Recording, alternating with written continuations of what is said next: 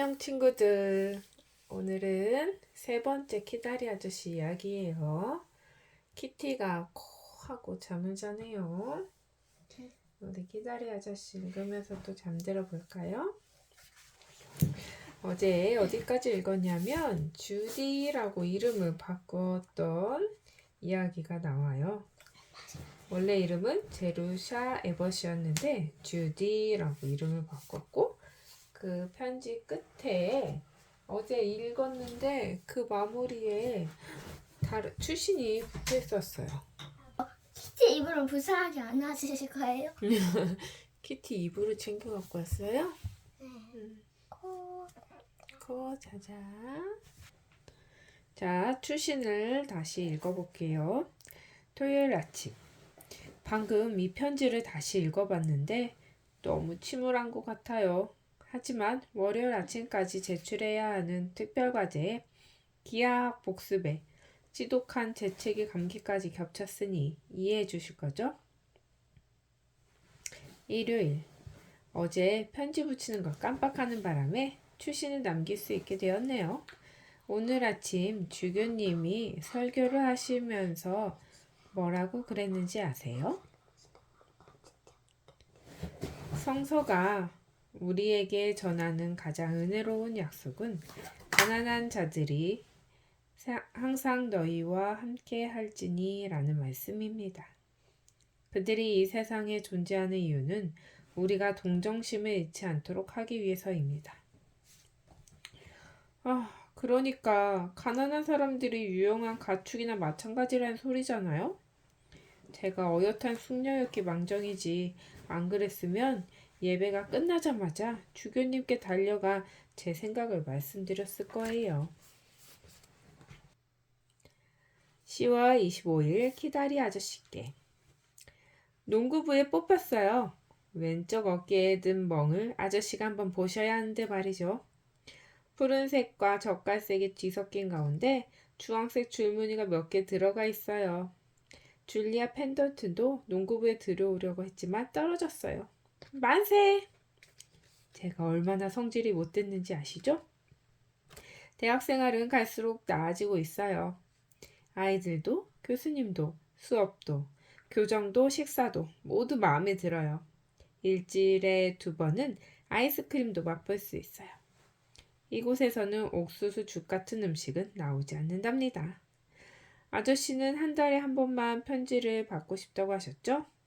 그런데 전 이렇게 며칠마다 편지를 써대고 있네요. 하지만 새로운 생활이 너무 재미나서 누군가에게 이야기하지 않고는 못 참겠어요. 그런데 제가 아는 사람은 아저씨뿐이잖아요. 그러니 자주 보내도 용서하세요. 곧 진정될 거예요.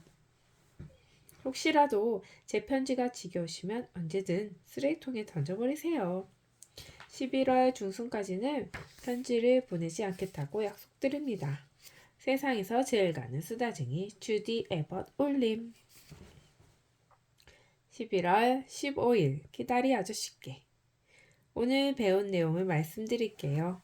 정각불 절두체의 옆 넓이는 절두체의 윗변과 밑변의 길이의 합배, 양쪽 사다리꼴의 높이를 곱한 값의 2분의 1과 같다. 거짓말 같겠지만 사실이에요. 증명할 수도 있어요. 제 옷에 대해서는 이야기한 적이 없죠? 아름다운 새 옷을 6벌이나 샀어요. 누군가 작아서 못 입게 된 옷을 물려받는 게 아니라고요. 고아의 삶에서 이 일이 얼마나 기념비적인 사건인지 아저씨는 모르시죠?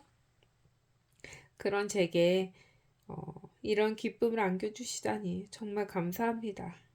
교육을 받는 것도 멋진 일이긴 하지만 새 옷 6벌의 주인이 되는 아찔한 경험에는 비할 바가 못 돼요. 난 새 옷 6벌에 나는 옷이 엄청 많은데. 옷은 방문위원이신 프리차드 양이 골라주셨어요. 리펜 원장님이 아니라서 얼마나 다행인지. 실크처럼 부드럽고 얇은 분홍빛 이브닝 드레스. 입으면 진짜 예뻐요. 교회 갈 때 입는 파란 드레스, 붉은 베일과 동양 장식이 달린 만창용 드레스. 이걸 입으면 꼭 집시 같아요. 장밋빛 샬리천으로 만든 드레스, 외출용 회색 정장, 매일 학교 갈 때 입는 옷까지 모두 6벌이에요. 줄리아 루틀리지 펜들튼에 비하면 아무것도 아니겠지만 제르사 에버드한테는 그야말로 환상이죠. 이제 아저씨는 제가 얼마나 경박하고 생각 없는 계집아이인지 여자아이에게 공부를 가르치시는 게 얼마나 동남비인지 생각하고 계실 테죠? 하지만 아저씨도 평생 체크무늬 깅엄 옷만 입고 살았다면 제 기분을 이해하실 거예요.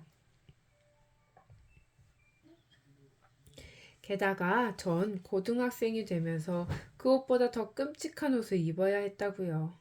자선함에 든 옷 말이에요. 자선함에 든 허름한 옷을 입고 학교에 가는 심정이 얼마나 끔찍한지 아저씨는 모르실 거예요. 원래 옷주인 옆에 앉았다가 망신을 톡톡히 당한 적도 있어요.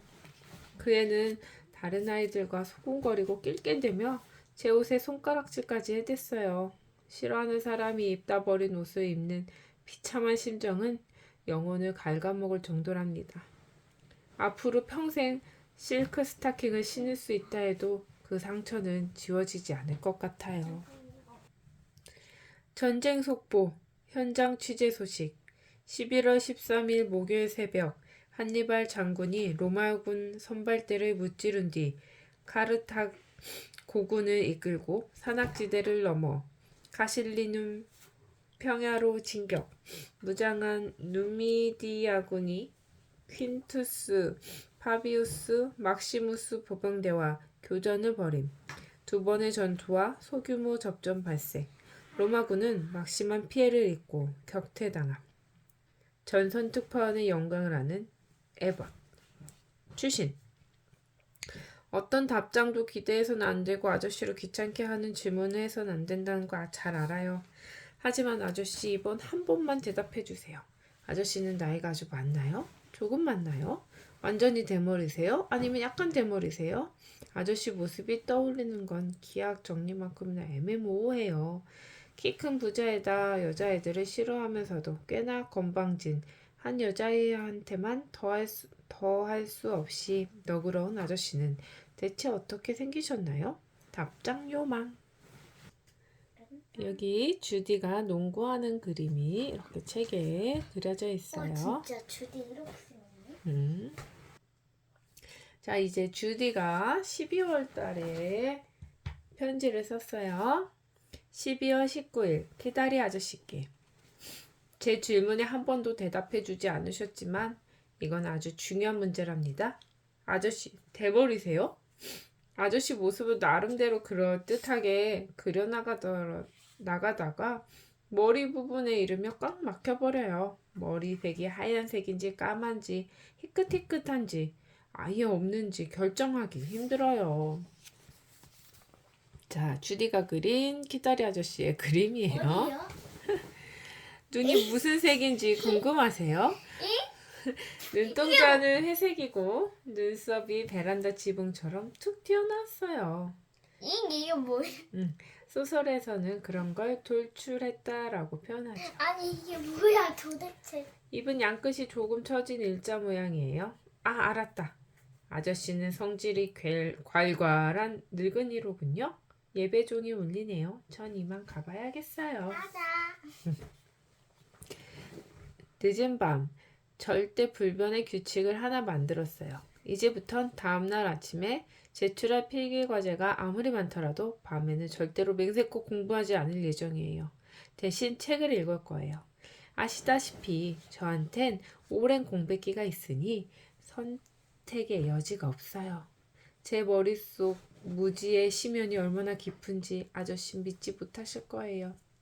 전 요즘 그 깊이를 절감하고 있답니다.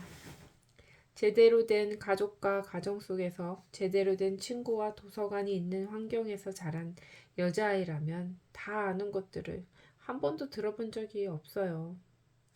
저는 마더구스나 데이비드 코퍼필드, 아이반호, 신데렐라, 푸른 수염, 맞아 이거 맞는데. 로빈슨 크루소, 제인 에어, 이상한 나라의 앨리스를 이거 읽어본 적도 없고 루디아드 키플링의 루디아드 키플링의 시도 한 번도 들어본 적이 없어요. 나도 읽었는데. 헨리 8세가 한 번 이상 결혼한 거며 셸리가 시인이라는 것도 처음 알았어요. 인간의 조상이 원숭이였다는 것, 에덴 동산이 아름다운 신화일 뿐이라는 것도 몰랐어요. 맞아. RLS가 로버트 루이스 스티븐슨의 약자라는 것도, 조지 에일렛이 여자라는 사실도 몰랐고요. 모나리자라는 그림은 본 적도 없고 모나리도 봤는데요. 셜록 홈즈에 대해서는 전혀 못 들어봤어요. 이제 이런 것들을 모두 알고 다른 사실들도 많이 알게 되겠지만 아직 제가 따라잡아야 할 게 얼마나 많은지 짐작되시죠? 뭐 그래도 재밌어요. 온종일 저녁이 되길 기다리다 방문 앞에 공부 중이라고 써붙인 후 빨간 욕조 가운을 입고 털 슬리퍼를 신은 다음 소파에 쿠션을 몽땅 받쳐놓고 등을 기대고 앉아요.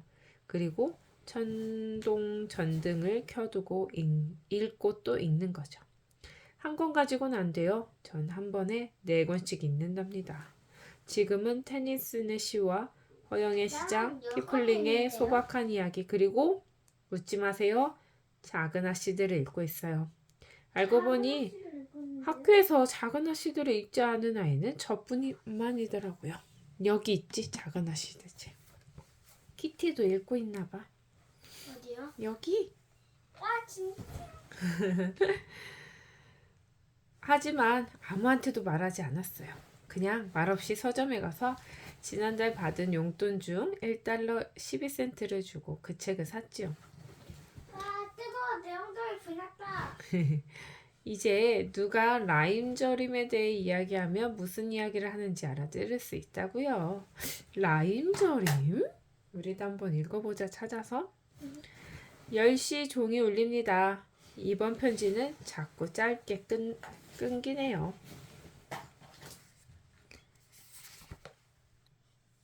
토요일 아래입니다. 기하학 분야에서 새로운 탐험을 하고 있다는 소식을 전하게 되어 영광입니다.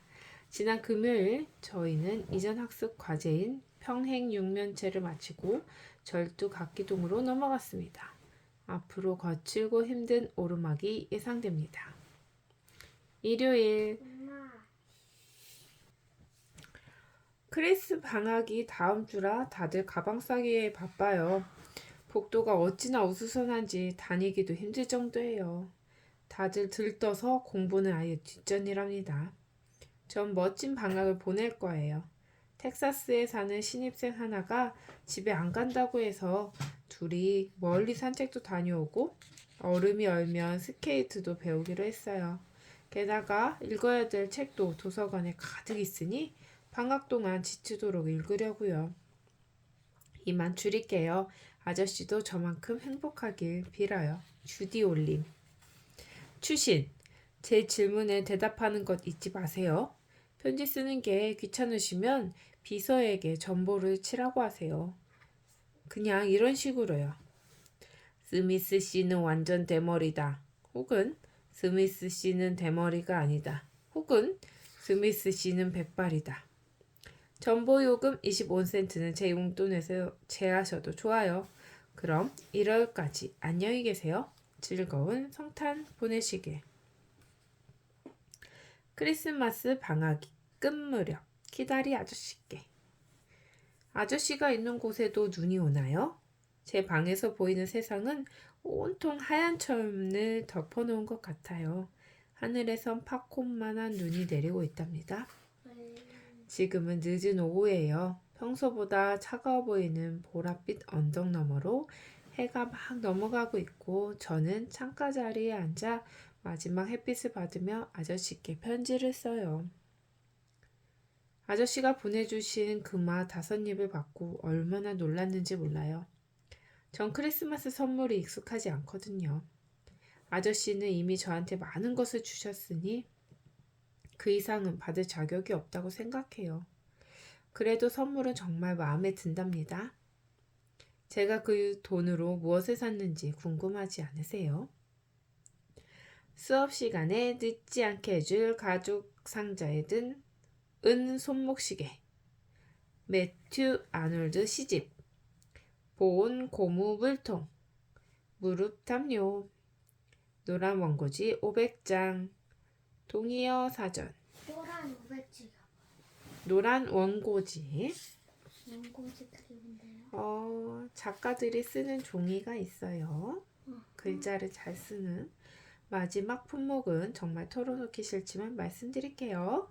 실크 스타킹 한 켤레. 자, 이쯤 되면 제가 숨기는 게 있다고 절대 말씀 못 하시겠죠? 솔직히 말하면 실크 스타킹을 사게 된 건 아주 궁색한 이유 때문이에요. 줄리아 펜들턴이 기하학 공부를 하러 제 방에 오면 소파에 책상 다리를 하고 앉곤 하는데 매일 저녁마다 실크 스타킹을 신고 오는 거예요. 하지만 두고 보라죠. 그 애가 방학을 마치고 돌아오자마자 실크 스타킹을 신고 그의 방에 가서 똑같이 책상 다리를 하고 소파에 앉고 말 테니. 보셨죠, 아저씨? 전 이렇게나 형편없는 아이랍니다. 하지만 적어도 전 솔직하다고요. 아저씨도 제 고아원 기록을 봐서 아시겠지만 전 완벽한 아이가 아니랍니다. 아저씨도 그렇지 않나요?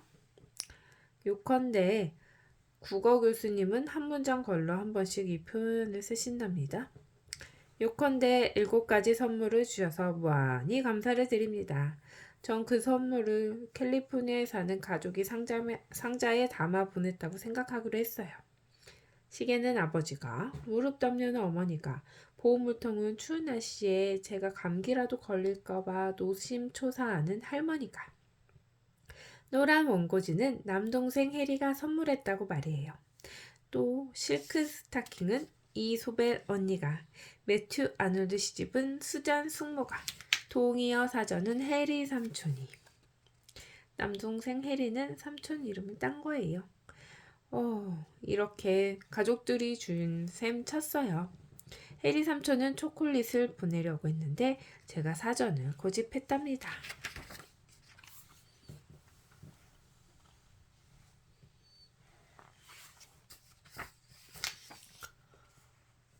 이런 다양한 가족의 일원이 되는 게 싫으신 건 아니죠? 그럼 이제 제가 방학을 어떻게 보냈는지 말씀드릴게요. 아니면 제가 배운 내용 그 자체만 말씀드릴까요?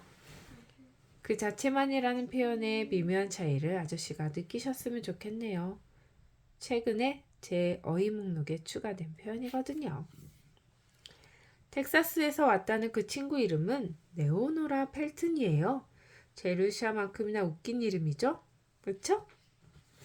전 그 애가 마음에 들어요. 셀리 맥브라이드만큼은 아니지만요. 아마 셀리만큼 좋아할 사람은 없을 거예요. 물론 아저씨 빼고요. 언제나 전 아저씨를 가장 좋아할 거예요. 아저씨는 제 가족을 몽땅 합친 분이니까요. 네오노라와 전 날씨가 화창할 때면 2학년 선배들과 함께 산책을 했어요. 짧은 치마와 니트 재킷, 운동모자 차림에 뭐든지 쳐낼 수 있는 하키스틱을 든 채 학교 주변을 탐색했죠. 한 번은 시내까지 6km가 넘는 길을 걸어가 우리 학교 학생들이 주로 이용하는 레스토랑에 들어갔어요. 거기서 구운 가재 35센트짜리를 먹고 디저트로 단풍나무 시럽을 바른 케이크 15센트짜리를 먹었어요.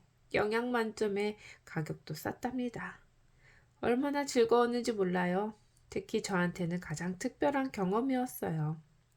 고아원에서의 생활과는 달라도 너무 달랐으니까요. 전 학교를 벗어날 때마다 탈옥수가 된 것 같은 기분을 갖곤 한답니다. 어쩌다 무심코 고아원 시절 이야기가 튀어나올 때가 있거든요. 물론 들통나기 전에 얼른 수습하긴 하죠. 친구들에게 말하지 못한 것들이 있다는 게 너무 괴로워요. 전 원래 뭘 감추고 그런 성격이 아니거든요. 아저씨한테라도 말하지 못하면 전 아마 폭발해버릴지도 몰라요. 지난주 금요일 저녁엔 당밀사탕 파티가 열렸어요. 폭발이라고? 퍼거슨관의 사감 선생님이 방학 동안 기숙사에 남아있는 학생들을 위해서 마련해준 파티였어요.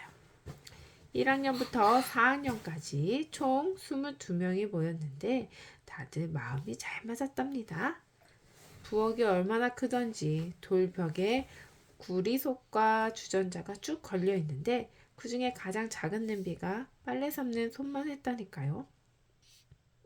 퍼거슨에 사는 학생이 400명이니 그럴만도 하죠. 흰 모자와 앞치마 차림을 한 주방장이 흰 모자와 앞치마 22개씩을 들고 나오셨어요. 그 많은 걸 대체 어디서 구했는지 모르겠어요. 와우. 근데 여기서도 그냥 하나 되는데. 그 덕분에 우린 모두 요리사로 변신했답니다. 이렇게. 결과물이 만족스럽지 않았지만 정말 재밌었어요. 만들기가 끝나자 몸도 부엌도 문손잡이도 죄다 끈적거렸어요. 우리는 흰 모자와 앞치마를 그대로 입고 각자 커다란 포크나 스푼, 프라이팬을 든 채 텅 빈 복도를 지나 교수님과 강사님 대여섯 분이 조용히 저녁 시간을 보내고 있는 휴게실로 행진했답니다. 우리는 교과를 합창하며 당밀사탕을 나눠드렸죠. 선생님들은 당밀사탕. 그럼 당이 많은 선생님들은 고맙다며 받긴 하셨지만 뭔가 의심스러운 눈치였어요. 우리가 나올 때는 다들 커다란 당밀사탕을 녹이느라 입이 끈적거려 말하기도 힘들었다고 하셨어요. 이틀만 지나면 방학도 끝나고 반가운 친구들을 다시 만나게 됩니다. 제가 있는 기숙사는 약간 쓸쓸해요. 400명의 학생을 위해 지은 건물에 9명만 있다 보니 집이 너무 크다는 생각이 들어요. 편지를 11장이나 썼네요. 불쌍한 아저씨, 많이 피곤하시죠? 원래는 짧은 감사 편지를 쓰려고 했는데 막상 쓰기 시작하면 펜을 멈출 수가 없다니까요. 펜에서 생각이 나오는 건가? 맞아요. 안녕히 계세요. 절 생각해 주셔서 감사합니다. 전 지금 말할 수 없이 행복해요. 지평선 위에 뜬 작은 먹구름 하나만 빼면 말이죠. 2월에 시험이 있거든요. 사랑을 담아서 주디. 추신. 혹시 사랑을 담아서 라는 표현이 적절치 않은가요? 그렇다면 용서해 주세요. 하지만 누군가를 간절히 사랑하고 싶은데 선택 대상이 아저씨와 리펜 원장님 뿐이에요. 그러니까 아저씨가 참아주셔야 해요. 왜냐하면 전 리펜 원장님을 도저히 사랑할 수가 없거든요. 오늘은 소리가 이상해. 여기까지. 모두들 잘 자. 오늘은 여기까지. 말썽꾸러기.